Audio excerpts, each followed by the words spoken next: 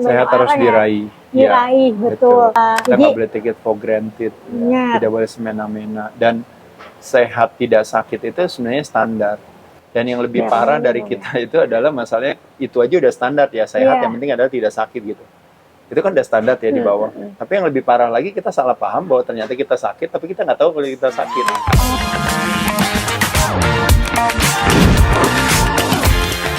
Welcome to Health and X Talk, tempat kita belajar bareng expert di dunia health and wellness. Di sini kita akan bahas hal-hal penting di dunia kesehatan agar hidup makin happy, healthy, and balance. Waktunya kamu belajar bareng Halzen.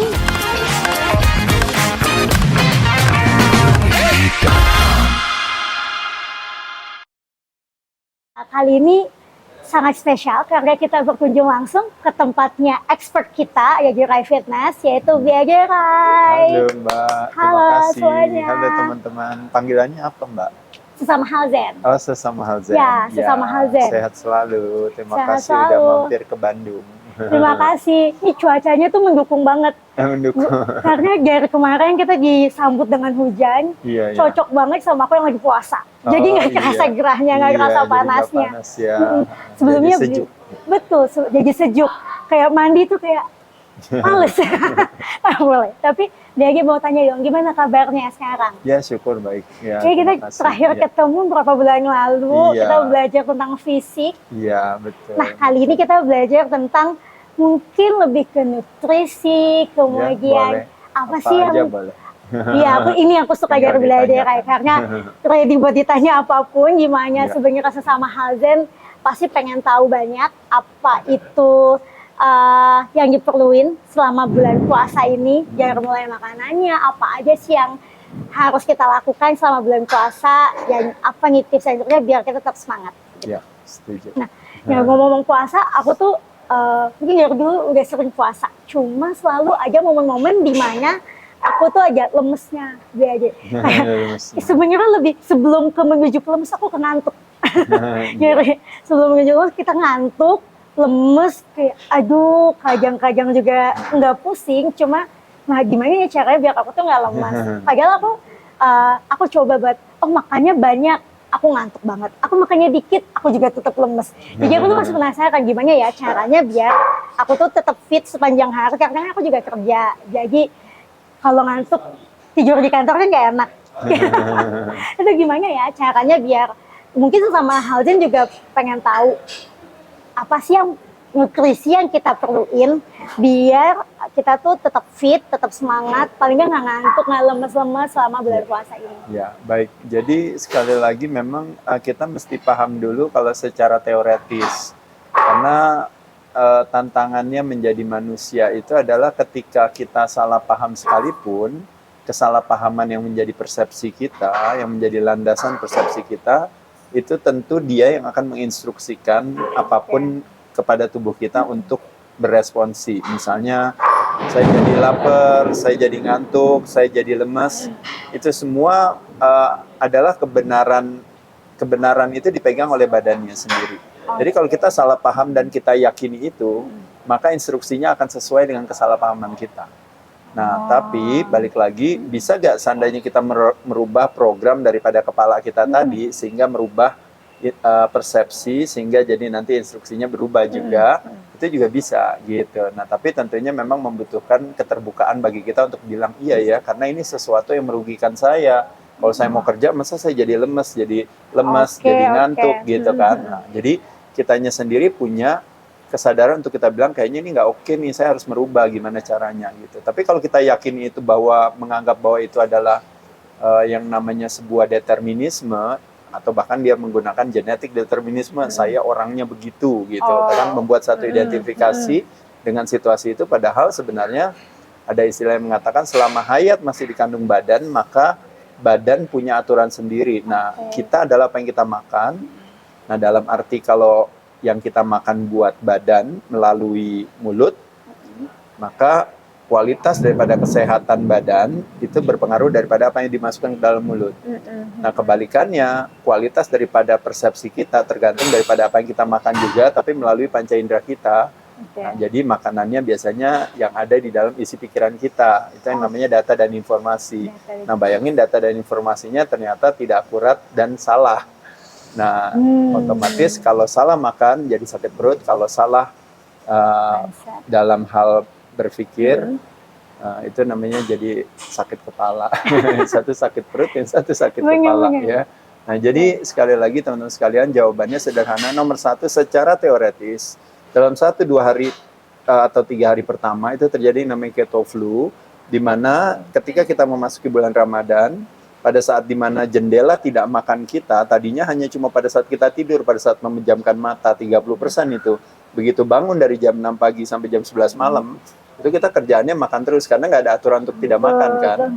Nah, jadi pada saat itu kita akan melihat bahwa badan kita pada saat itu diberikan suplai energi hampir sebagian besar itu kebanyakan dari, kalau bicara profil makanan kita memang kebanyakan dari karbohidrat.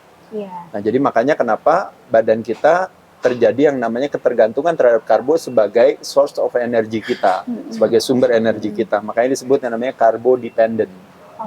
Nah, pada saat kita puasa, tiba-tiba mendadak jendela yang kita boleh makan selama ini tiba-tiba tidak boleh makan kan, gitu. Nah, ketika tidak boleh makan, otomatis badannya kaget dan akan bilang bahwa, loh kok saya tidak dikasih makan. Maka badannya akan berusaha untuk mencari alternatif sumber energi lain. Nah, alternatif sumber energi lain sebenarnya didapat dari molekul di badan kita namanya trigliserida. Itu yang disebut dengan namanya lemak sebagai cadangan energi. Stored energy namanya. Nah, jadi energi yang tidak dipakai, yang akan siap dipakai kalau kita nggak dikasih makan, dia akan pakai itu. Keluar. Iya. Nah, 1 kilo lemak kita itu sebenarnya punya cadangan energi yang besar, 7.000 sampai 9.000 kilokalori. Dan setiap dari kita kebanyakan punya cadangan lemak itu lebih dari 1 kilo, dalam arti jangankan lebih dari 1 kilo, lebih dari 10 kilo. Ya. Dan sebagian banyak juga yang lebih dari 20 kilo. Nah, artinya kita punya paling tidak ratusan ribu, 100.000 kilokalori di badan. Makanya kenapa orang bilang kita baru bisa meninggal itu, tidak makan itu, kalau tidak makan selama 3 minggu. Jadi kalau tidak makan selama 3 jam nggak kenapa-napa teman-teman ya. Cuma karena kebiasaan tiap jam makan, ya otomatis ketika tidak makan 3 jam ya kita akan merasa ini something wrong gitu, dan bahkan menjadikan puasa sebagai sebuah ancaman pada saat dimana di bulan non Ramadan bilang bahwa waduh saya telat makan ini nggak makan, wah ini bahaya. Makanya kenapa dibilang jadi asam lambung. Nah, kalau teman-teman tahu apa yang terjadi dengan naiknya asam lambung, jadi asam lambung naik itu bukan produksinya, tapi asam lambung naik itu karena lokasinya. Jadi lokasi dari bawah dia naik ke atas, makanya disebut naik. Nah, kenaikan asam lambung naik ke atas, itu naik ke atasnya itu artinya ketika dia naik ke atas, itu naik ke dalam yang namanya pipa makanan kita, itu namanya esofagus. Nah, esofagus itu di ujungnya itu ada katup. Nah, katupnya bisa kebuka dan ketutup. Katup itu namanya LES, Lower Esophageal Sphincter. Nah, katup itu kebuka kalau asam lambung kita kurang. Katup kita ketutup kalau asam lambung kita cukup.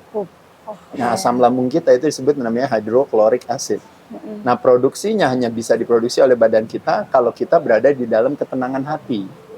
Tapi ketika kita berada di dalam ancaman, maka badan kita nggak bisa memproduksi apa-apa. Bukan cuma hydrochloric acid, yang lainnya juga. Misalnya mungkin tidak punya kemampuan untuk recovery, tidak punya kemampuan untuk rehabilitasi, tidak punya kemampuan untuk reproduksi, tidak punya kemampuan untuk regenerasi. Karena memang ketika kita lagi panik, badan memang tidak berfokus kepada aktivasi rest and digest, feed and breathe.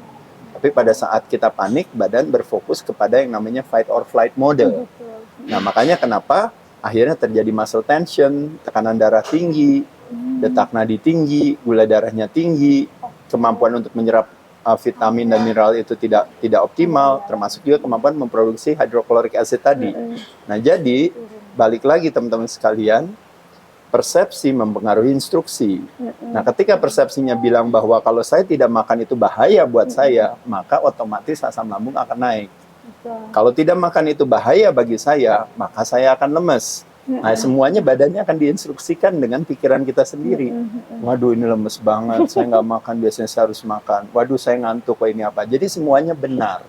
Nah, tapi sekarang hari ini, yuk kita kasih makan teman-teman data dan informasi baru buat kepalanya, sehingga nanti programnya bisa berubah. Sehingga nanti kali aja instruksinya bisa berbeda. Yaitu adalah satu, kita tidak akan pernah kenapa-napa ketika kita tidak makan selama 13-14 jam. Itu bicara soal tidak makan di bulan Ramadan.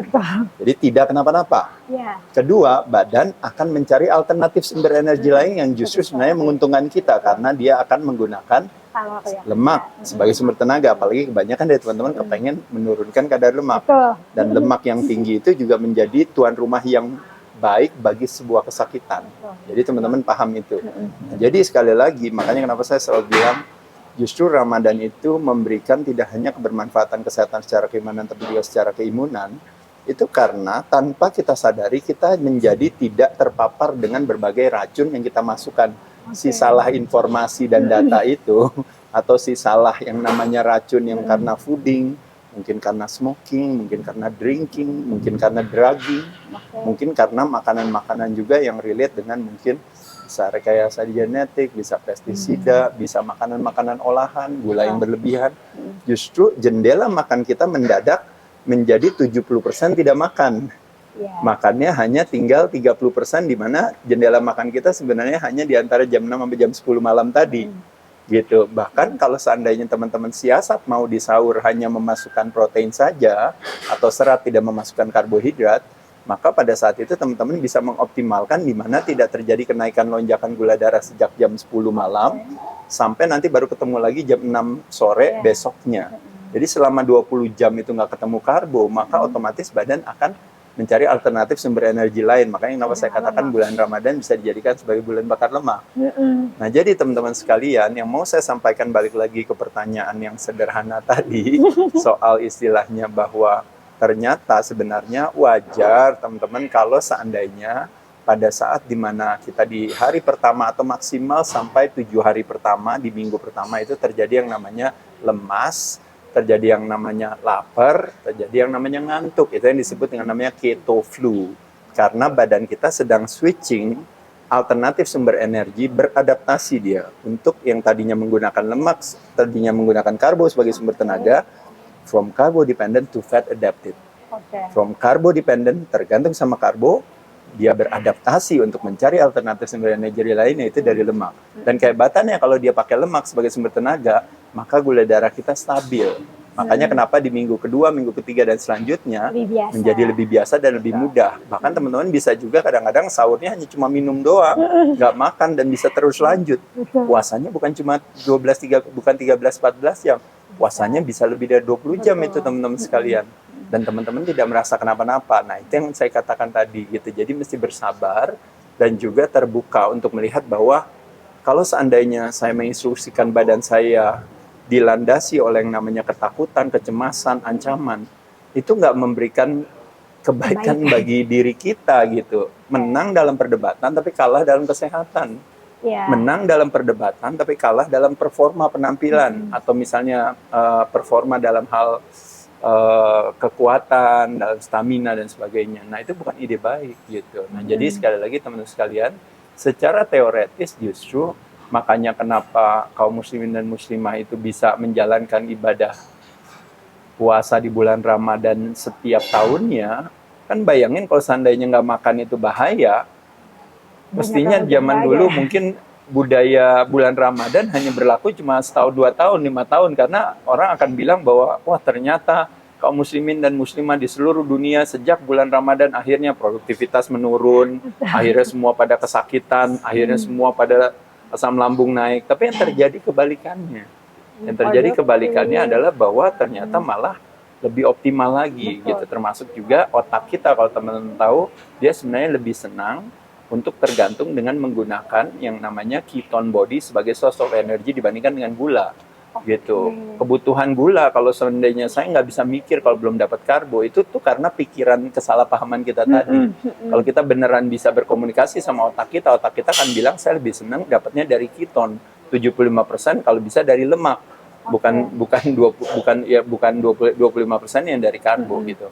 Tapi kita selalu berkeyakinan adalah bahwa kalau nggak makan karbo, saya nggak bisa mikir. Itu adalah justifikasi kita untuk bilang bahwa sebagai pecinta nasi goreng, mie goreng, mie ayam, kue basah, kue kering, kerupuk keripik, mau membuat satu pembenaran secara cerdas bahwa saya kan dibutuhkan kecerdasannya. Tapi yang teman-teman tidak sadar adalah kalau kita buat satu investigasi ke kepala kita, kalau bicara yang namanya cerdas, cerdas itu membutuhkan yang namanya neuron yang sehat, dalam arti terjadi yang namanya koneksi antara satu sel dengan sel lain itu harus bagus. Itu yang disebut namanya sinapsis. Dan produksi pembentukan sinapsis membutuhkan 2 hormon di dalam tubuh kita untuk memproduksi sinapsis yang baik, yang disebut yang namanya BDNF, Brain Derived Neurotrophic Factor, dan Human Growth Hormone secara alami, secara endo ya, dari dalam ya, bukan ambil growth hormone dari luar, dari dalam. Nah, dua-duanya produksi itu akan optimal kalau apa? Kalau kita rajin lakukan aktivitas berpuasa dan melakukan aktivitas latihan beban. Jadi 2 aktivitas itu yang akan mempromot kita untuk memproduksi yang namanya BDNF, Brain Derived Neurotrophic Factor, dan Human Growth Hormone, hormon pertumbuhan, secara alami dari dalam yang menjadi modalitas daripada produksi sinapsis. Ya, makanya kenapa orang bilang semakin kita puasa, makanya kita semakin pinter gitu. Jadi mental clarity kita, kayak fokus kita jadi lebih optimal. Kenapa bisa seperti gitu? Jawabannya balik lagi. Orang yang lapar itu bukan karena dia belum makan atau tidak dikasih makan. Orang yang lapar itu biasanya cenderung karena apa? Karena baru habis makan, terutama baru habis makan karbo. Nah, jadi kalau teman-teman saya jelaskan secara sederhana, kita makan paling seneng kalau di plate kita itu paling banyak pasti karbo. Nah, kalau karbo masuk ke dalam mulut kita dirubah menjadi gula, gula darah kita otomatis meningkat. Nah, ketika gula darah kita meningkat, nah badan kita punya kecerdasan untuk menyelamatkan kita. Gula darah yang terlalu tinggi itu nggak baik. Dia harus diturunkan karena itu menjadi sebuah lingkungan yang toksik bagi sistem syaraf di dalam tubuh kita, nggak baik. Jadi makanya harus diturunin. Makanya kenapa kalau teman-teman tahu ada orang punya penyakit diabetes tipe 2, diabetes tipe 3, resistensi insulin di otak, bisa terjadi demensia, Alzheimer, itu karena fasting glukosnya, gula darahnya itu udah terlalu tinggi. Nah, nanti kita bisa akan investigasi lagi kenapa sih bisa gula darahnya kita jadi naik dan tinggi, karena sel yang harusnya menampung gula yang ada di dalam darah kita untuk ditaruh di sel, selnya malah menolak. Itu yang disebut dengan namanya sel tidak sensitif lagi terhadap insulin. Insulin sebagai pembawa gula darah kita. Nah, jadi teman-teman, saya mau balik lagi di sini, saya cuma mengatakan adalah teman-teman sekalian, gara-gara kita berpuasa, yang terjadi sebenarnya terjadi satu yang namanya regenerasi, yang terjadi satu yang namanya kebaikan yang didapatkan oleh badan kita, untuk justru mendekatkan kita pada sehat gitu.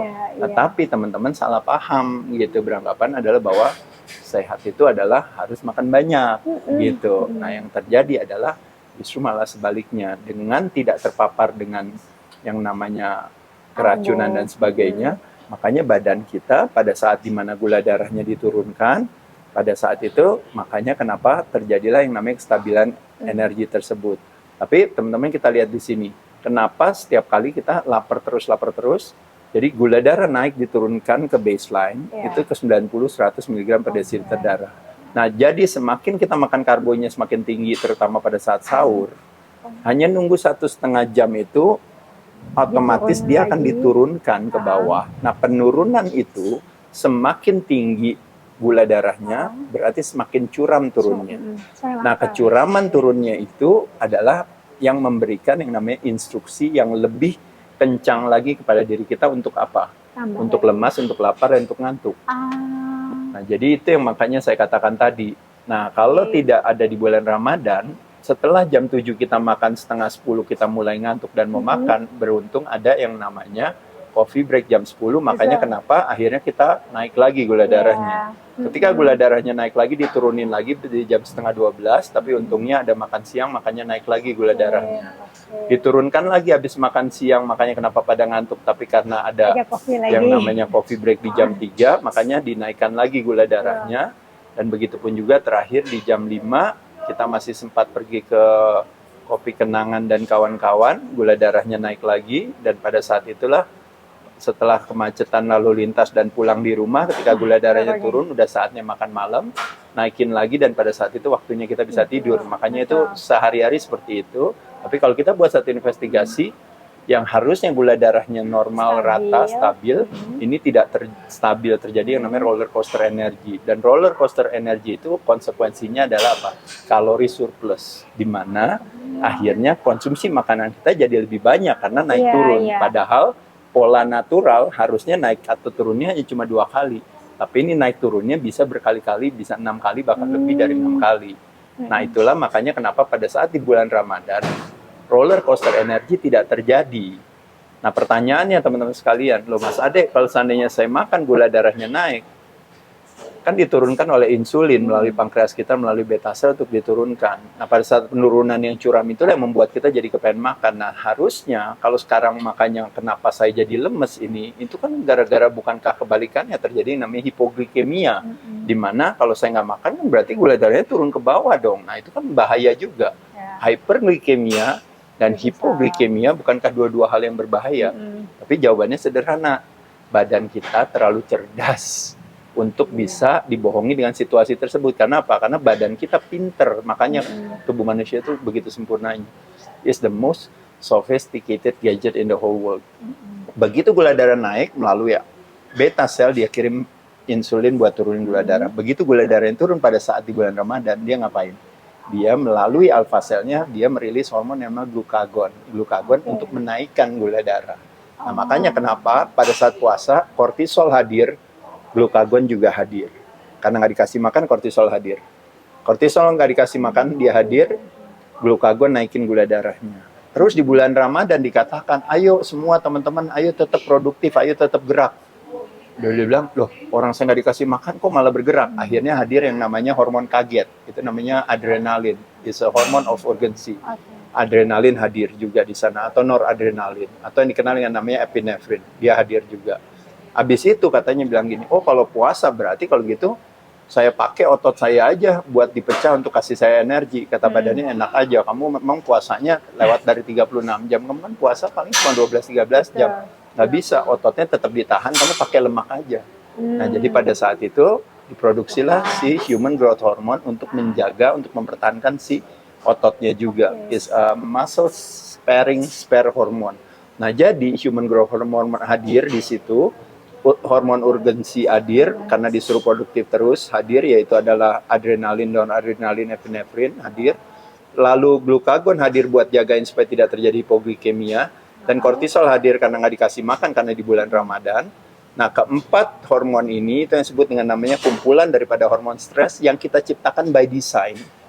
Inilah kehebatannya daripada bulan Ramadan. Diciptakan by design untuk membuat apa? Untuk membuat badan mengaktifasi salah satu area di dalam tubuh kita yang disebut namanya hormon sensitif lipase, di mana trigliserida, nah itu yang menjadi molekul daripada sumber energi yang ada di dalam lemak kita. Itu namanya trigliserida, dari katanya trigliserol. Jadi tri dipecah jadi di, dua dipecah jadi mono, dipecah jadi gliserol, akhirnya dibentuklah ada apa? Karbo dari dalam. Makanya kenapa Mbak bilang tadi, saya lemes. Kenapa Mbak lemes? Karena saya biasa dapat tenaga dari karbo. Dan itu saya bilang, loh kalau Mbak nggak makan, emang Mbak nggak dapat karbo? Iya nggak dapat, kata siapa? Nah inilah dari ilmu ini dikasih tahu. Yaitu adalah bahwa siapa bilang badan juga tetap dapat karbo, cuma dulu karbonya dari bubur ayam pagi atau dari roti serikaya. Nah, di bulan Ramadan karbonya datangnya dari mana? Padahal apalagi kata Mas Ade suruh sahur jangan masukin karbo. Karbonya datangnya dari mana? Karbonya datangnya dari badan sendiri yang diciptakan oleh liver, makanya liver merilis si gliserol tadi. Nah, pada saat itulah teman-teman sekalian yang menjadi konsekuensinya adalah apa? Yang ada malah yang namanya terjadi namanya stabilitas dalam gula darah tadi, nggak jadi naik turun. Makanya kenapa terjadi mental clarity, makanya terjadi lebih fokus lagi, ya karena tidak terganggu dengan adanya curamnya turunnya gula darah tadi. Dan yang lebih hebat lagi yaitu tadi, yaitu adalah taunya pas kelar bulan Ramadan nomor celananya pada turun semuanya gitu ya. Itu plusnya ya. Itu plusnya, apalagi kalau melakukan aktivitas olahraga di akhir sebelum buka puasa gitu. Alasannya apa? Strategi siasat ini hanya lebih mengatakan adalah bahwa membayangkan produktivitas kita tadi kan orang udah bilang, Mbak kan nggak mungkin di bulan Ramadan ya udah jadi berhenti kerja, jadi nggak nggak melakukan aktivitas Nggak kegiatan mungkin. di teman-teman di Paragon, tutup dulu ya apa perusahaan selama Iya, 1 bulan, betul. kan nggak gitu Iya. kan, aktivitas kan jalan terus gitu. Nah, jadi aktivitas jalan terus itu justru membuat jadi badan sendiri juga dia terbiasa untuk bilang, oh ya udah nggak apa-apa gitu, jalanin aja, karena badan punya kecerdasan sendiri untuk menghandle situasi tersebut. Nah, dalam sehari-hari kita aktif aja, kita bisa membakar 30-70 kalori per jamnya. Oh, 30-70 kalori. Nah, kalau kita olahraga di Iya. ujung 1 jam kita berolahraga, kita membakar 300 kalori sampai 600 Iya. kalori. Nah, jadi artinya apa? Kalau membayangkan setiap kita puasa kita membakar 30-70 kalori, tapi ketika di ujung terakhir kita membakar 300 sampai 700 kalori sampai 600 kalori, artinya jam terakhir kita tadi itu setara tidak dengan 1 jam yang sama dalam membakar kalorinya, tapi setara dengan mendapatkan ekstra 4-5 jam Iya, daripada kalau si kita puasa tadi. puasa. Makanya kenapa akhirnya meskipun di bulan Ramadan hanya berpuasa 13-14 jam, tapi kalau berolahraga di ujungnya, maka kita seolah-olah mendapatkan kebermanfaatan puasa lewat dari 18 jam. Dan pada saat itu badan menciptakan yang namanya autofagi, yaitu adalah badan auto sendiri, fagi makan. Artinya apa? Itu yang disebut dengan namanya the real detoxifikasi, yaitu adalah pada saat badan merasakan hal tersebut, badan akan bilang, oh saya nggak dikasih makan, it's okay, nggak apa-apa.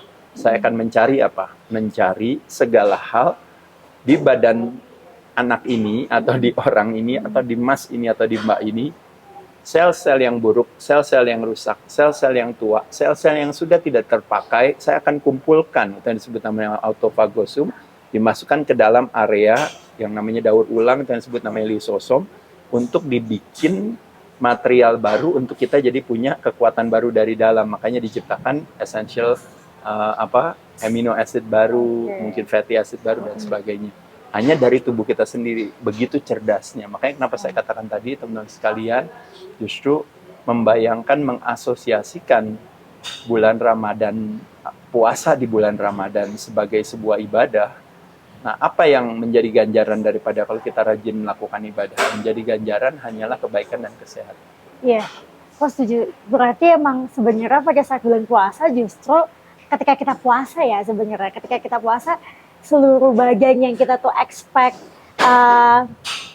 tadinya aduh kayaknya agak lemes, justru malah mereka bersyukur bagiannya karena ini saatnya kita optimal. Terima Saatnya kasih, kita, kata terima kasih badannya. akhirnya kita Saya bisa nggak disuruh kerja. kerja terlalu Bener, banyak, nggak terlalu- tiap kali suruh ngunyah terus, harus sistem pencernaan jadi kerja, Pankreasnya jadi pabriknya jadi jalan. Bener, Nah, itu yang makanya saya sebenarnya. sering katakan, sehat itu adalah menciptakan kesenangan. Pada siapa? Terutama pada organ tubuh kita. Nah, tapi kita suka salah paham. Kalau saya tanya misalnya, Mbak, mau gak menciptakan kesenangan pada orang yang kita kasihi? Mau. Mau gak menciptakan kesenangan pada teman-teman dan lingkungan kerja? Mau. Bahkan orang yang kita nggak kenal aja di sosial media kita mau senangkan. Tapi ada istilah yang mengatakan lingkungan terdekat. Sebelum kita mikirin paru-paru kota, pikirkanlah paru-paru sendiri. ya Sebelum benar. memikirkan anak-anak kita yang ada di luar badan kita, mikirkan anak-anak kita yang ada di dalam badan kita, Organ-organ yaitu adalah kitanya. organ tubuh kita. Jadi selalulah rajin berkomunikasi.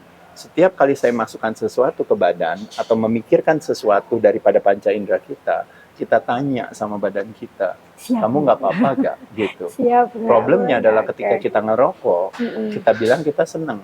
Oke. Tapi kalau kita tanya sama paru-parunya Nggak bilang, mungkin. kenapa kamu kirim sampah ke badan saya?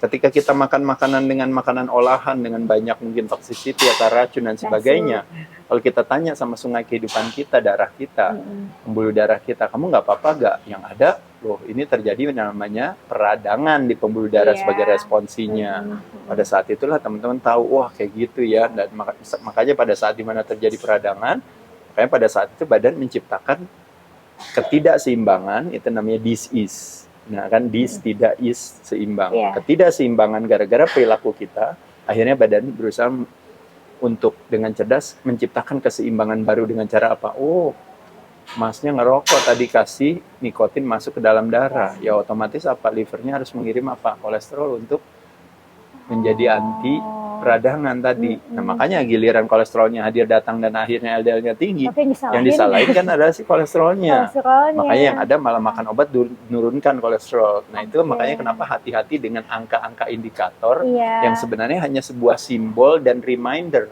Tapi itu malah kita jadikan sebagai substansi dari atau esensi daripada kenyataan sesungguhnya. Sehingga jadi menurut kita yang sehat adalah angka segini, yang sehat adalah angka segitu.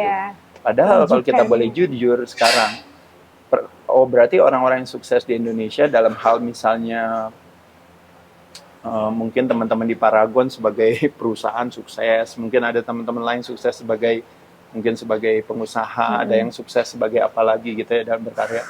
Iya, mereka sukses kenapa? Ya karena mereka tiap bulan tuh terima raport gitu. Apa tuh terima raportnya? Jadi ngecek terus tuh nilai fisika, kimianya, matematikanya apa. Kira-kira melakukan nggak gitu? Jawabannya enggak. Mereka cuma terima raport zaman dulu lagi sekolah. Udah kelar, mereka udah nggak melakukan lagi. Karena apa? Karena terima raport hanya sebuah tools metode untuk pada saat itu dia mengecek pembelajarannya sebagai fondasinya benar atau enggak waktu dia sekolah. Mbak berapa sih IPK-nya ini apa? Oh ya saya IPK-nya misalnya 3,5. Oh berarti Mbak belajarnya benar banget tuh ya. Nah berarti kalau belajarnya benar dengan nilainya bagus, berarti pembelajaran itu berarti sudah menjadi modal buat Mbak ketika sekarang bekerja di perusahaan. Pasti Mbak perusahaannya pasti bagus karena kan awalnya juga pas datang kan ditanya, Mbak lulusan dari mana, ini apa gitu. Jadi ada CV-nya kan requirement-nya. Nah kita juga sama, ada requirement-nya dalam hal apa. Tapi jangan jadikan itu sebagai ibaratnya, loh kok saya nggak dapat kerjaan padahal saya ini lulusan UI loh. Ini nggak tahu apa saya IPK-nya 4, kok masa saya nggak kaya sampai hari ini. Nah kan ini lucu kan orang tanya, loh emang apa hubungannya? Nah itu juga sama, apa hubungannya antara angka-angka yang kita kadang-kadang kita pakai dalam hal check up tersebut, kita jadikan sebagai substansinya gitu. Jawabannya tidak seperti itu gitu. Makanya kenapa kita nanti harus bisa mendalami lagi. Ya bukan berarti saya bilang tidak perlu melakukan itu, tapi saya cuma bilang adalah bahwa kita tidak mau kelaparan akan arti dan makna gitu. Jadi yang utama adalah lebih kepada substansi dan esensi. Tadi menyambung sama apalagi kalau kita bulan puasa ini kita udah dikurangin 30 sampai 70 kalori. Biasanya kalau lagi puasa. Kemudian apalagi kalau kita hajar di akhir sejam terakhir puasa itu dengan olahraga, dengan ada aktivitas, kita bisa dapat 4-5 kali daripada kita puasa sehari gitu, misalkan. Iya, itu siasat sih sebenarnya. Itu juga bukan sesuatu yang gimana gitu. Apakah itu terjadi seperti itu ya bisa jadi enggak juga, bisa jadi iya. Tapi dalam ilmu kesehatan dan ilmu kesakitan sebenarnya kita itu bicara tuh yang namanya ilmu kemungkinan. Probabilitasnya. Ya, kenapa kita bilang ilmu kemungkinan? Karena nggak ada ilmu pasti di sini. Bayangin aja orang udah dianjurkan untuk makan obat, terus habis itu operasi, terus tetap aja meninggal gitu. Terakhirnya kan berarti kan harusnya masuk penjara dong yang mengirim, yang menyuruh kita resep itu. Tapi kan enggak. Jawabannya kan lebih kepada kita sudah berusaha, tapi istilahnya nggak berhasil gitu kan. Nah, kenapa nggak berhasil? Jawabannya ya karena nasihatnya adalah nasihat kemungkinan gitu. Nah, sebenarnya nasihat kesehatan dan nasihat kesakitan sebenarnya nasihat kemungkinan juga gitu. Tapi makanya kenapa saya katakan tadi, makanya penghakiman di dalam dunia kesehatan itu menurut saya harus dikurangi gitu.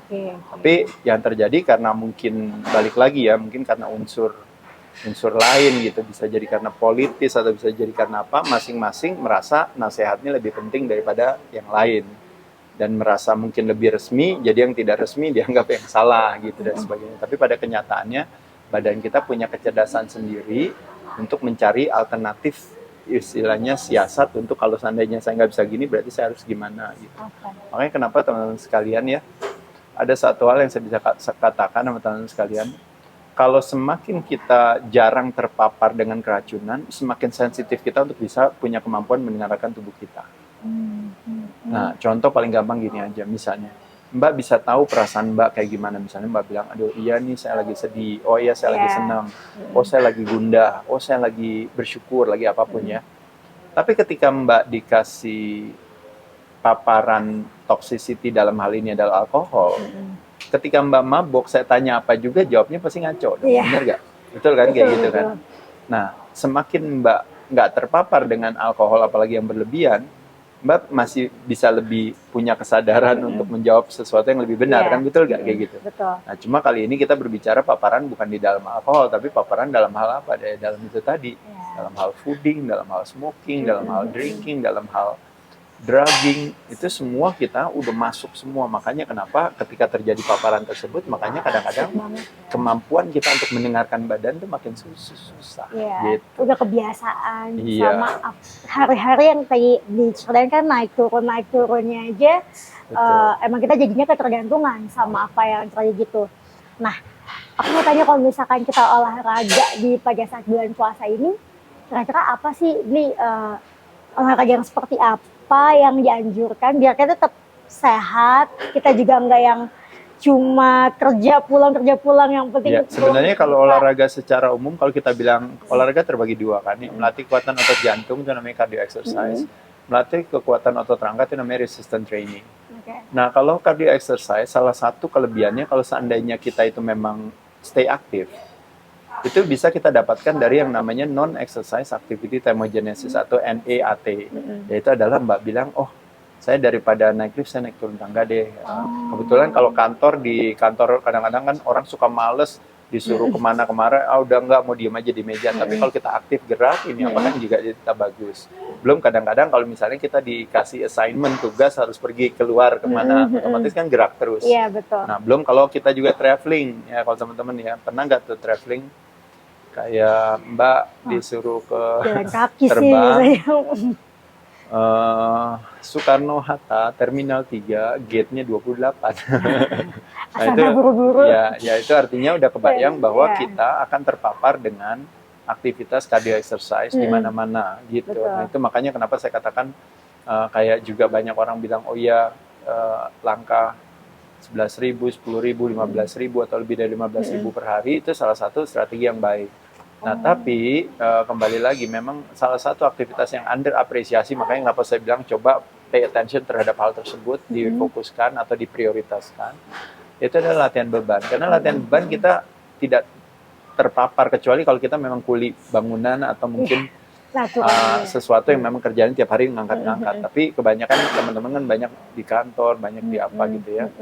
Nah, jadi makanya kenapa latihan beban salah satu yang mungkin bisa kita lakukan, dan kelebihannya latihan beban berbeda dengan cardio exercise karena di bulan Ramadan adalah kita melakukan yang namanya dry fasting, artinya tidak minum. Nah, kalau kita latihan beban itu dengan tidak minum kita lebih tahan. Tapi kalau kita kardio suruh lari tidak minum kita nggak tahan. Karena biasanya cardio exercise pasti otomatis mensyaratkan kayak otomatis keringat atau kalau istilahnya keluarnya cairan di badan itu lebih banyak. Tapi kalau latihan beban kan kayak misalnya cuma plank aja kan cuma dapetnya gemetarannya aja. Iya. Ya kan, atau misalnya kita push up dapetnya ini kan nggak keringetannya tapi dapetnya kan gemetarannya, tapi gemetarannya itu kan buat bakar gula. Nah, jadi keinginan kita untuk mau aus-causan jadi kepengen minum itu sebenarnya lebih berkurang. Makanya kenapa saya rekomendasi buat teman-teman sekalian di bulan Ramadan ini boleh memprioritaskan latihan beban, karena kardio kita dapatkan dari NEAT. Sering banget pasti kita kedapatan kardio ya. Betul. Tapi yang ada kan orang-orang udah kardionya banyak di kantor, kadang-kadang dari ini pas giliran sampai gym malah dia jalan ke treadmill. Kan pikir tadi kamu bukannya tadi udah jalan dari terminal gate 28 menuju ke ini, lalu naik lagi, lalu kamu tadi suruh ke kantor, di kantor kamu juga naik tangga, terus kamu ke mall tadi saya lihat juga pas lagi lebaran jalan-jalan juga kan sambil ngabuburit sama teman-teman. Pas giliran sekarang olahraga kok ke treadmill lagi. Logikanya di mana gitu. Soalnya kita udah dapetin kegiatan sehari-hari juga kan. Nah, sejarahnya ya ternyata kayak cuma hanya plank. Itu geternya aja sih bener yang kayak dia aja ceritain gitu ya. Tapi kalau misalkan aku lihat, pasti aku yakin ya di sini yang kan aku dari agak pagian ya di sini. Aku lihat banyak teman-teman kayaknya sih sebenarnya tuh olahraga, cuma masih aja sehat. Terus aku lihat teman-temanku yang kayaknya puasa, terus dia tuh masih sanggup, yang namanya abis sebelum buka, yang setelah buka tuh tetap aktif. Karena Hauzen juga kita tuh banyak teman-teman komunitas, jadi mereka tuh nggak kendor gitu jadwal olahraganya. Ini ternyata mungkin dia mendapatkan emang selain udah biasa dan udah kebiasaan juga Ya, jadinya sama mau kalau saya rasa mulai. semuanya fondasinya pemahaman sih kalau saya bilang. Jadi satu hal yang mungkin terjadi di masyarakat Indonesia, terutama di dalam 4 tahun terakhir ini kalau saya lihat ya, dengan maraknya sosial media dan juga dengan industri kesehatan yang semakin meningkat ya, termasuk makanya jadi Halzen juga pasti hadirnya juga di sana kan. Betul. Itu akhirnya cara pandang kita terhadap kesehatan itu jadi berubah. Nah, cara pandang itu yang saya katakan tadi yang bisa seketika merubah persepsi dan akhirnya nanti berpengaruh ke instruksi badan. Tapi kebalikannya dulu karena kita ignorance, cuek, makanya kenapa error akhirnya menjadi konsekuensinya dan sakit akhirnya otomatis menjadi kelanjutannya. Nah, tapi hari ini kenapa banyak yang sehat? Karena tidak terjadi keeroran karena sebagian dari kita semua sudah mau mencari tahu. Oh ternyata nggak apa-apa loh, nggak makan. Oh, ternyata badan kita bisa ini. Oh ternyata kalau seandainya saya nggak banyak makan nasi, ternyata banyak alternatif sumber energi lain loh. Ternyata sumber energi tidak hanya bisa didapatkan dari karbo, ternyata kita bisa switch energinya ke lemak gitu. Dan ketika kita buat satu investigasi kalau berbicara makronutrisi, ternyata yang menjadi esensial yang penting itu adalah essential amino acid, essential fatty acid. Jadi artinya yang esensial itu adalah protein dan lemak. There is no such thing as a essential carbohydrate gitu. Kenapa nggak ada karbohidrat nggak dianggap esensial? Karena jawabannya itu tadi. Karena badan, kalaupun nggak dikasih karbo, dia akan menciptakan karbo dari dalam. Iya. Emang semua tuh kalau kita pikir apa, jadi keluarnya apa juga. Jadi kalau misalnya kita mikirnya sehat, lemes, ya nanti keluarnya. Iya, jadi teman-teman tadi yang Mbak bilang, oh mereka semangat dan mereka jadi malah lebih fit, malah mereka itu ya karena mereka punya kecerdasan akan kesehatan yang tinggi. Nah itulah gunanya saya rasa makanya kenapa Halzen punya podcast ini gitu, mungkin menghadirkan beberapa teman-teman dari latar belakang yang berbeda-beda bisa berbagi di sini, memberikan makanan kepada kepala kita, pikiran kita, data dan informasi mungkin yang sedikit lebih akurat.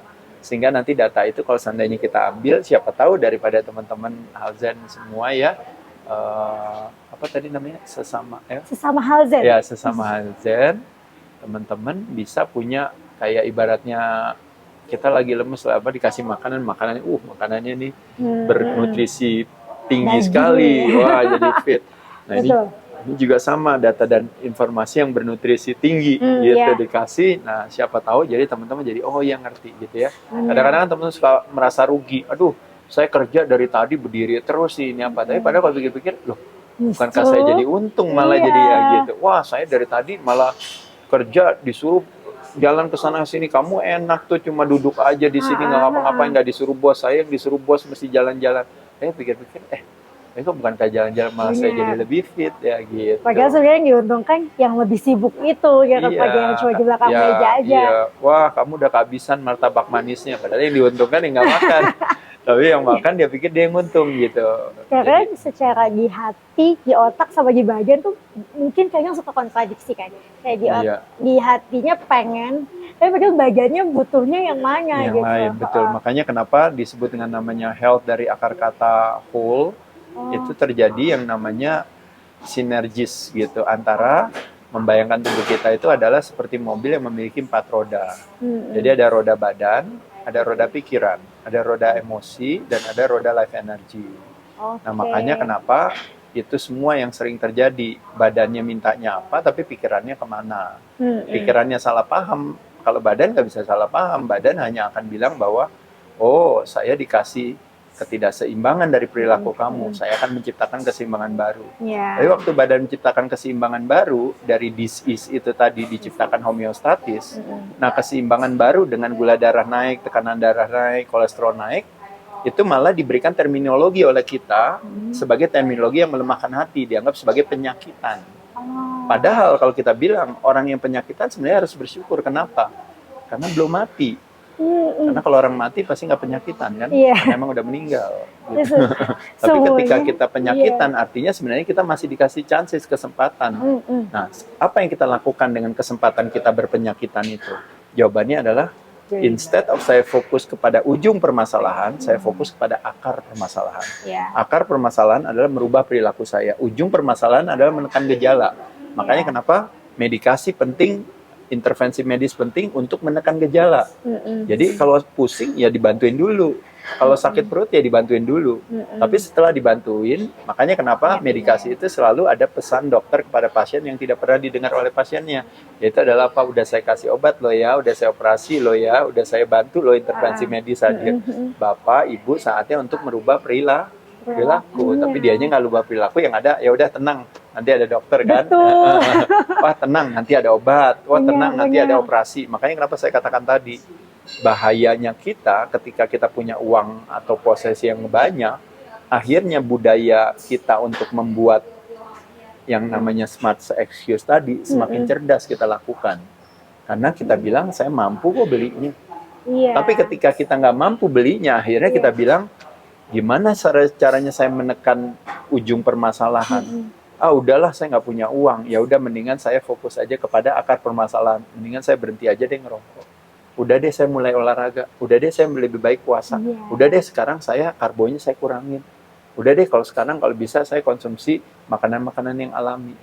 Tapi kalau kita banyak duit, udah nggak apa-apa saya makan aja yang banyak aja gitu, nanti kan saya tinggal ketemu dokter yang lebih hebat lagi, ketemu obat yang lebih canggih lagi, nanti juga ada operasi yang lebih bagus lagi. Nah, makanya itu tadi yang saya katakan tadi, ibarat dua sisi mata uang. Bahkan kesuksesan, kekayaan sekalipun juga selalu punya dua sisi itu. Jadi di satu sisi seolah-olah menjadi rejeki, tapi akhirnya menjadi musibah bagi kita. Karena uang akhirnya weaken our legs, weaken our motivation. Gitu. Tapi kebalikannya pada saat kita malah nggak punya uang, akhirnya kita bilang, udahlah, gila saya nggak punya uang, nanti kalau seandainya sakit, mendingan uangnya saya pakai buat bantuin sekolah anak, bantuin buat ini, daripada nanti kalau saya yang sakit, aduh kan kasihan keluarga saya nggak punya uang. Tapi karena uangnya banyak ya dia santai aja gitu, dia nggak peduli, jadi take it for granted. Nah tapi teman-teman sekalian, sekali lagi kadang-kadang dalam hal keuangan kecerdasan kita tinggi, tapi dalam hal kesehatan kecerdasan kita kebalikannya. Hemat sesungguhnya adalah bukan cuma hemat dalam membeli barang, tapi hemat sesungguhnya adalah dalam hal menjaga kesehatan. Nah kalau teman-teman tahu berbicara yang namanya kehematan, sesungguhnya adalah kita suka lupa. Ketika kita sakit, kita bayar. Teman-teman coba aja buat satu investigasi. Berapa obat yang dikonsumsikan? Berapa biaya-biaya testing sana-sini yang kita keluarkan? Berapa sebagian ada yang pernah masuk rumah sakit atau beroperasi? Berapa lagi yang kerjaannya antisipasi, itu lemari di rumah itu obat semua isinya. Atau apalagi yang dia lakukan yang relate dengan upaya untuk mengatasi atau menjadikan itu sebagai pengobatan. Itu biayanya tuh luar biasa, tingginya bukan main. Tapi ketika ada orang yang membeli sepatu yang bagus dengan harga yang lebih tinggi, dia pasti dihakimi, dibilang, wih dasar kamu konsumtif, kok beli sepatu mahal-mahal. Padahal apanya yang konsumtif? Bukankah saya nggak punya sepatu itu? Ketika saya mengeluarkan uang, terjadilah yang namanya tukar jual beli itu. Yaitu adalah, saya nggak punya tas yang bagus kan, tapi saya punya uang, uangnya saya kasih, saya dapat tas. Terjadi yang namanya pertukaran dagang itu namanya. Nah tapi membayangkan kalau saya ke rumah sakit, saya keluarin uang, saya dapat apa? Apakah saya jadi manusia super yang tadinya regular woman jadi Wonder Woman, yang tadinya regular man jadi Superman? Kan enggak. Dapatnya dapat sehat. Lu pertanyaannya, lu bukannya kemarin punya sehat? Ya nggak ada sekarang sehatnya. Kenapa nggak ada sehatnya? Ya karena saya semena-mena dengan kesehatan saya. Jadi the most konsumtif aktivitas adalah ketika kita harus membeli sehat. Wah, banyak. Nah, jadi itu yang orang-orang suka salah. Tapi ketika teman-teman buang uang buat orang sakit, kita selalu punya alasan cerdas. Kita bilang, ya wajar lah kalau sakit nggak apa-apa. Yang penting demi anak, yang penting demi suami, yang penting demi kesehatan, maka saya harus ngeluarin ratusan juta ini apa? Apanya yang penting demi kesehatan? Kalau kesehatannya itu disebabkan oleh karena ulah perilaku kita sendiri, bukan hal yang bijaksana. Itu sama kayak waktu kita pertama kali buat hal Zen, kita ngerasa emang ketika kita interview teman-teman ya, emang sehat tuh apa sih? Nggak bisa jawab, karena mostly orang tuh ngerasa take it for granted aja. Yang penting selama nggak sakit, selama nggak ke dokter, selama nggak ke rumah sakit, selama nggak dikasih obat. Jadi ngerasa padahal saat itu yang diupayakan, distabilkan biar kita tuh nggak nyusahin banyak orang. Sehat harus diraih. Diraih, betul. Jadi kita nggak boleh take it for granted, tidak boleh semena-mena. Dan sehat tidak sakit itu sebenarnya standar. Dan yang lebih parah dari kita itu adalah masalahnya itu aja udah standar ya, sehat yang penting adalah tidak sakit gitu. Itu kan udah standar ya di bawah. Tapi yang lebih parah lagi kita salah paham bahwa ternyata kita sakit, tapi kita nggak tahu kalau kita sakit. Oh. Itu yang disebut namanya fenomena gunung es itu tadi yang saya katakan. Jadi tes gula darahnya aman-aman aja, tapi ternyata Dia angka nggak insulinnya berubah terlalu apa-apa. tinggi Iya. gitu. Terjadi yang namanya hyperinsulinemia yang sebenarnya pas dicek nanti hanya nunggu waktu untuk terakhirnya akan terjadi yang namanya apakah heart attack, stroke, apakah terjadi permasalahan-permasalahan lain. Itu yang disebut, makanya saya bilang fenomena gunung es. Jadi di bawahnya itu masalahnya tuh banyak. Yang nggak bisa. Iya, tapi ketika dia dites karena tesnya indikator-indikator yang sederhana, oh nggak apa-apa, saya aman gitu ya. Aman, tapi pas lagi tiba-tiba kenapa-napa, nanti pasti ada cerita. Padahal kemarin dia baru main ke rumah saya, dia padahal ini kemarin ngerokok bareng sama saya, kita ngopi-ngopi. Nah, itu. Ya, tapi kok hari ini mendadak udah serangan jantung. Jadi seolah-olah dia tidak sadar bahwa sebenarnya badan kita itu tidak sebodoh itu untuk tiba-tiba mendadak kita hilang dari muka bumi ini gitu, karena dianggap sebagai nasib gitu. Tapi ada istilah yang mengatakan umur kita, kalau ada istilahnya umur di tangan kita, nasib di tangan Tuhan. Jadi kalau bilang umur di tangan Tuhan, sekarang nggak perlu nunggu ibaratnya kita nunggu nasib. Mbak, saya minta tolong Mbak naik ke lantai 20 di gedung Paragon. Di situ Mbak loncat, palanya duluan. Nggak usah nunggu nasib. Langsung hari itu juga kita bisa menentukan umur kita selesai.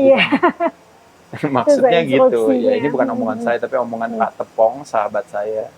Yang umurnya waktu itu bisa sampai 90 tahun. Wah, subhanallah. Jadi nasihat Pak Tepong selalu bilang sama saya, yaitu adalah umur di tangan saya, nasib di tangan Tuhan. Jadi perilaku kita itu berpengaruh pada kualitas kesehatan kita gitu. Jadi kalau berbicara umur, ya yang menentukan sebenarnya kita. Tapi kebanyakan dari kita semena-mena terhadap kesehatan, akhirnya tanpa kita sadari, kita sebenarnya sedang bikin investasi berupa cicilan, tapi cicilan buat mati lebih cepat gitu. Ya, jangan sampai ya sebenarnya kayak gitu. Iya. Malah kita pengennya gunain badan sebaik-baiknya. Kalau di agama saya, di Muslim, jadi kalau misalkan ditanya kenapa dalam rokok, kenapa gitu, kayak orang-orang yang aku belajar dari beliau gitu, karena kita dikasihnya dalam keadaan bersih, pulangnya harus dalam keadaan bersih juga mestinya. Jadi kita dilahirkan dengan keadaan sehat, mestinya pulangnya jangan sampai dirusak. Badan kita itu salah satu kayak apa ya bilangnya, itu pahala juga ketika kita ngejaga badan kita tetap sehat gitu. Jadi aku setuju banget sama Bri bilang kayak, ini jangan sampai gara-gara kayaknya emang semuanya tuh pisau kepala dua gitu ya, bermata dua juga, kayak kelihatannya kitanya kok kayak nyalongso banget karena apa kita ngelakukan hal itu, padahal itu yang baik buat kitanya gitu kan. Kita jalan lebih banyak, kita olahraga lebih banyak, kita makan sehat aja itu udah minum banget. Kita minimal niat lah kalau saya rasa, kalau dalam hal sehat itu tuh kita minimal niat.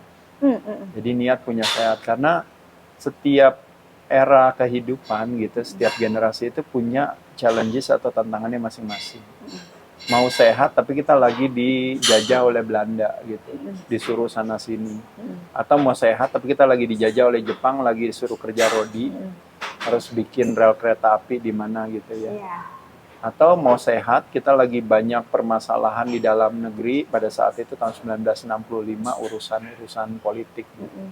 Jadi mau sehat apalagi hari ini di tahun 2025 di mana bombardir dengan berbagai yang namanya toxicity, mulai dari obat, mulai dari suntik-suntikan, mulai dari rekayasa genetik, lalu makanan olahan, lalu food industry dan sebagainya, termasuk juga ya rokok, alkohol, dan juga mungkin yang tadi ya penyalahgunaan obat tadi. Nah, jadi ya kita minimal sebisanya kita aja gitu yang kita bisa lakukan. Masalahnya kan kebanyakan dari kita misalnya kita berdoa supaya diberikan kesehatan sebelum makan kerupuk. Jadi maksud saya itu kan sesuatu ya itu kan sesuatu yang maksudnya aduh nyali. Ya tapi kan itu yang kita lakukan gitu loh. Nah, jadi maksud saya kadang-kadang kita memang senang berbicara, tapi dalam perilakunya kita memang tidak melakukan hal itu gitu. Sebenarnya mirip kayak Indonesia anti korupsi gitu. Tapi ketika terjadi koruptif di mana-mana, ya kitanya ya merasa, oh itu memang korupsi ya, oh nggak tahu itu. Saya pikir itu hak saya untuk ngambil Iya, uang iya. itu gitu ya. Mungkin jadi akhirnya rancunya di sana gitu. Nah, jadi dalam hal kesehatan pun saya melihat seperti itu gitu. Jadi ibaratnya orang bisa punya keyakinan memegang sebuah kebenaran gitu, tapi padahal kalau kita nanti investigasi, yang kamu yakinin itu sebenarnya kan nggak baik buat kesehatan, tapi kenapa kamu yakinin itu Iya, gitu. iya, itu setuju. Kayak, Kalau mau sehat rajin makan obat loh kok. Kalau mau Iya sehat sih. rajin makan racun ya, yang enggak lah gitu. Ya obat itu kan dia lebih kepada menahan gejala gitu. Kita nggak akan pernah mau bercita-cita untuk ketergantungan terhadap obat. bener. Kalau harus ketergantungan terhadap obat itu berarti kan kalau istilahnya cilaka, musibah itu namanya.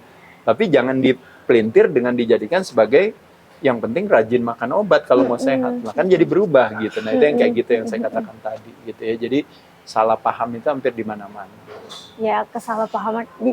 Makanya kayaknya literasi kesehatan menurutku tuh, Kenapa rendah coba? nah Kalau itu nggak dia tahu. tuh. Jawabannya karena keuangan punya sense of urgency yang tinggi. Ketika kita nggak mau belajar tentang uang, kita diganjar langsung saat itu juga nggak bisa bayar cicilan. Tapi kalau kesehatan, ketika kita nggak peduli, mau sekarang teman-teman masih ngerokok, minum alkohol, makan sembarangan, nggak olahraga, kan masih hidup aja nggak mati-mati sampai sekarang. Iya. Nah jadi makanya tidak ada sense of urgency yang tinggi, makanya kenapa kita semena-mena. Cuma balik lagi seperti saya katakan tadi, sehat dan sakit itu adalah yang disebut namanya konsekuensi daripada akumulasi investasi kita. Nanti begitu waktunya datang, itu yang disebut yang namanya penalti. Nah ketika penalti, problemnya kalau di dalam dunia sepak bola, pertanyaannya, probabilitas gol sama nggak gol lebih besar yang mana? Lebih besar yang gol, paham kan? 95% itu kalau udah penalti ya udah langsung ngedrop kita itu, bisa bayangin. Nah jadi begitu penalti itu datang ke kita, 95% itu udah otomatis kita harus kena yang namanya istilahnya situasi tersebut. Dan pada saat itu terjadilah yang tadinya harusnya is a reversible disease, akhirnya menjadi is a chronic catastrophic disease. Jadi di end stage of penyakit tersebut, di end stage of diabetes, di end stage of apa yang lainnya gitu ya. Sehingga akhirnya mau balikin ya udah nggak bisa. Akhirnya jadi benar, menjadi sebuah kebenaran ketika akhirnya, ya Mas Ade, saya harus hidup dengan makan obat seumur hidup gitu kan. Jadi akhirnya ya udah, kalau itu ya apa boleh buat kan, itu kan is part of the art of survival gitu. Tapi kalau kita jadikan sebagai cita-cita kan nggak mau. Masa cita-citanya mau ini ya. Makanya kenapa saya katakan teman-teman sekalian, kita mau umur panjang dan sehat walafiat gitu. Ada istilah yang namanya lifespan and health span gitu. Kita mau dua-duanya. Ya, kita nggak mau cuma lifespan tapi nggak health span. Dan yang terjadi sekarang ini, terutama masyarakat di Indonesia yang mungkin duitnya kebanyakan kali ya bagi sebagian orang, ya jadi nggak mati-mati aja gitu, dan dia bangga dengan umur yang panjang. Ya, tapi kayak gitu, iya, tapi apakah terjadi health span-nya? Enggak, karena dia sebenarnya udah sakit-sakitan dari umur 30 tahun, tapi sekarang dia umurnya 70 nggak mati-mati. Karena apa? Karena ketergantungan sama obat. Jadi bisa bayangin racun yang ada di badannya. Nah, ketika racun ada di badan, kemampuan untuk bahkan punya perasaan bahagia atau merilis berbagai hormon yang bahagia itu aja udah nggak ada, saking profil daripada gut bakterianya yang udah keracunan tadi gitu. Makanya kenapa banyak kebijakan-kebijakan yang dikeluarkan oleh orang yang tidak sehat, apalagi dia punya wewenang di dalam jabatan-jabatan di institusi tertentu, akhirnya muncul kebijakan-kebijakan yang kacau balau. Bukan karena gimana-gimana, tapi hanya karena lebih kepada memang dia tidak punya kapasitas tersebut. Gitu. Jadi nggak bisa menyalahkan dia, tapi hanya lebih kepada bahwa ya itu adalah konsekuensinya. Makanya kenapa sering kan kayak orang bilang ketika pangkatnya lebih tinggi, jabatannya lebih tinggi, makanya kenapa kan ada tes kesehatan. Makanya kenapa ada itu sebenarnya arahnya ke sana. Tapi kenapa orang yang tidak sehat tidak memungkinkan untuk memimpin, apakah perusahaan, apakah institusi, termasuk juga apalagi memimpin departemen, bahkan memimpin negara gitu. Itu sebenarnya tidak memungkinkan. Tapi kan yang terjadi hari ini kan standar-standar kesehatannya dibuat serendah mungkin atau dianggap sebagai formalitas. Nah bayangin kalau benar-benar itu diterapkan secara benar, mungkin banyak sekali orang yang tidak punya kualifikasi untuk bisa menjadi pemimpin di negara ini gitu, karena Betul. kualitas daripada kesehatannya yang rendah. Makanya kenapa di Indonesia itu mentalitasnya kan konflik terus versus ini apa. Karena perasaan hati daripada apa yang ada di badannya pemimpin-pemimpin kita kan Bukan terlalu banyak aja conscious. toxicity-nya Ya, gitu. Nah, jadi hal itulah yang makanya kenapa akhirnya kebijakannya, akhirnya dari kata bijak harusnya ada nuansa kebijaksanaan, itu tidak terselenggara gitu. Karena sibuknya sibuk ribut aja, berantem. Iya. Yang lebih utama kan mementingkan kepentingan kelompoknya sendiri atau lingkungannya sendiri dibandingkan dengan kesejahteraan rakyat secara umum. Jadi tantangannya ke sana. Makanya kenapa sehat bukan tujuan, tapi sehat adalah sebuah syarat. Tapi ketika kebijakan kesehatan di Indonesia lemah, ya itu mungkin ya terlepas lagi dari memang pemahaman tentang kesehatannya yang rendah gitu. Jadi akhirnya nanti akan berpengaruh ke area kehidupan yang lain. Jadi untuk tadi kita juga banyak banget ceritanya, yang aku jadi flashback juga kayak relate. Oh iya juga ya, sebenarnya karena kita memang sudah kebiasaan menyimpan toxicity-nya itu, apa yang kita perbuat itu emang udah ya yang bergerak itu bukan lagi hati atau otak kita yang murni dengan keadaan sehat. Tendensi tubuh yang terpapar oleh racun. Iya, jadi semua keputusan-keputusan itu bisa jadi kayak gitu. Dan kita untuk kayak kalau misalnya kita salah ngambil keputusan, kita jadi salah bertindak, itu kan jadi merugikan banyak orang. Padahal itu akibatnya impact dari kesalahan kita sendiri gitu kan ya. Betul. Itu ini banget sih, itu lebih daripada pertanyaan aku tadi itu yang penting hal yang malah lebih bagus banget. Itu jadi ini ya, refleksi buat akunya juga, ternyatanya aku gitu. Betul. Nah, kalau buat dengan kondisi yang udah ada sekarang, literasinya jadi kayak gitu, dengan data-data kayak gitu, mungkin ini pertanyaan terakhir dari Hazen, apa sih yang bisa BAG sampaikan ke sesama Hazen untuk keep healthy atau paling nggak punya niatnya dulunya aja tuh mungkin yang penting ya udah bukannya sehat itu ya gini-gini aja atau gimana, itu gimana sih BAG? Ya, kalau saya sebenarnya hanya lebih kepada punya satu keikhlasan bahwa setiap orang punya perjalanannya masing-masing, termasuk negara ini juga punya perjalanannya masing-masing.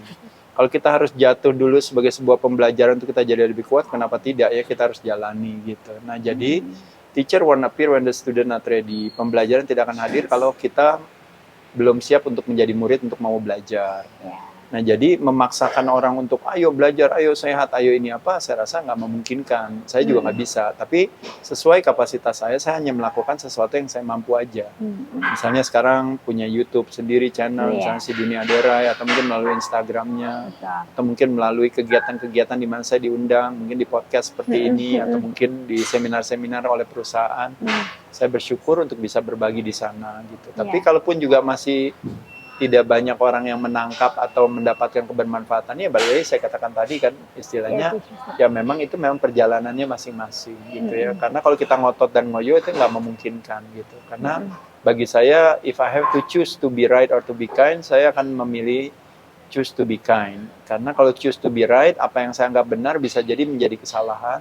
Kebalikan yang kita anggap kesalahan hari ini ternyata adalah sebenarnya kebenaran yang sesungguhnya. Jadi saya pikir ya kalau buat saya ya saya bersyukur sudah punya apa ya namanya, saya merasa apa yang kami lakukan itu ya saya kan kalau boleh jujur, kalau teman-teman tahu kan istilahnya ini kan saya kan udah manula ya, udah tua juga. Jadi kalau boleh dibilang berapa lama lagi sih hidup gitu kan udah nggak lama gitu. Nah jadi saya cuma berpikir bahwa ketidaklamaan sisa hidup saya kalau bisa saya berikan dengan berbagi, mumpung saya masih ada punya kesempatan dan juga mumpung masih ada punya kekuatan gitu. Karena bisa jadi nanti kesempatannya udah nggak ada, atau bisa jadi kekuatan atau keniatan sayanya udah nggak ada untuk berbagi gitu ya. Kan bisa terjadi. Jadi selama masih ada ini, saya nikmati aja perjalanan itu. Tapi apakah saya pamrih terhadap hasilnya? Saya ingin bikin Indonesia lebih sehat, 2045 Indonesia akan bebas dari ini, atau dapat emas atau apa, ya itu di luar kuasa saya gitu ya. Jadi saya tahu diri dan mati sesuai aja kapasitas. Tapi dengan adanya podcast banyak kayak gini ya BAG, aku ngerasa emang makin banyak ilmunya lagi, kayak oh ya yang aku anggap itu nggak berguna ternyata itu lebih berguna. Betul. Yang aku pikir kayak naik tangga itu bikin capek, atau ibaratnya kayak makan telur itu kayaknya aduh aku enak banget ya hari makan ini, ternyata itu simple yang kayak gitu itu menyenangkan buat badan gitu. Cara pandang aja. Cara pandangnya aja. Nah, aku belajar, apalagi pertemuan kita kalau sesama Halzen, ingat pertemuan kita pertama di Halzen X Talks yang pertama kita ngomongin masalah cara pandang kita kan. Bukan ngomongin fisik tapi ngomongin cara pandang kita. Jadi aku ngerasa 3 kali pertemuan kita ini itu kayak pertemuan yang ketiga ini tuh kayak nge-compile cara pandang apa yang harus kita lakukan secara fisik itu menurutku mudah-mudahan bermanfaat buat sesama Halzennya juga ya.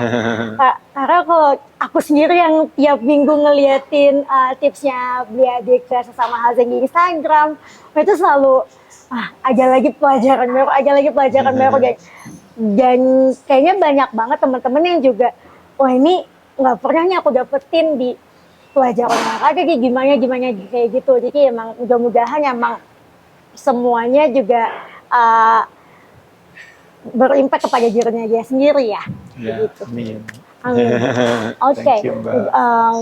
Mungkin itu terakhir dari kita sesama Halzen untuk Halzen X Talks yang ketiga ini dalam format podcast.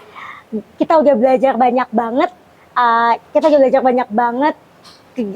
Dari mulai apa sih, kenapa kita bisa jadi lemes dan apa yang harus kita perbuat dalam, mungkin nggak hanya dalam puasa Ramadan ini, tapi kayak teman-teman yang IF, intermittent fasting, itu juga pasti berguna juga. Kenapa? Mungkin awalnya niatnya tuh susah, memulai segala sesuatu susah, tapi kalau kita mungkin awalnya dipaksain dulu atau merubah mindsetnya, emang untuk apa sih kita kayak gini, kenapa sih kita harus kayak gini, ada visinya lebih jelas, purpose driven, yang apa yang kita kerjain itu mestinya jadi lebih mudah.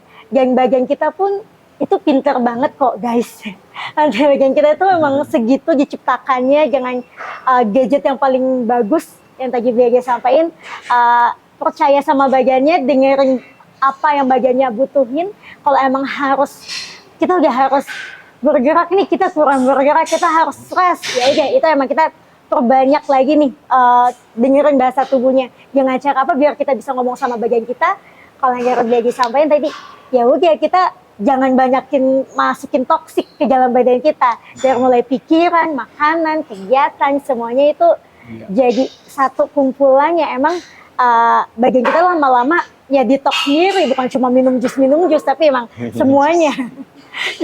Jadi harus semuanya, dari mulai pikirannya, kemudian healthy mind, body and soul lah. Gitu. Dan lagi kita semua dan harus punya keikhlasan juga bahwa kita pasti nanti akan ketemu sakit, ketemu tua, dan akan ketemu kematian. Itu yang kita harus open sama. Nggak apa-apa itu juga. Itu adalah suatu kemutlakan sebenarnya ya. Kita akan menuju ke sana. Oke. Untuk hari ini terima kasih buat Beli Ade. Thank you, ini Mbak. super bermakna. Halzen. Thank you semuanya. Semoga kita bisa ketemu lagi di Halzen X Talks berikutnya dengan expert lainnya. Thank you semuanya. Bye. Sesama Halzen. Beli mungkin bisa kayak gini. Thank you sesama Halzen.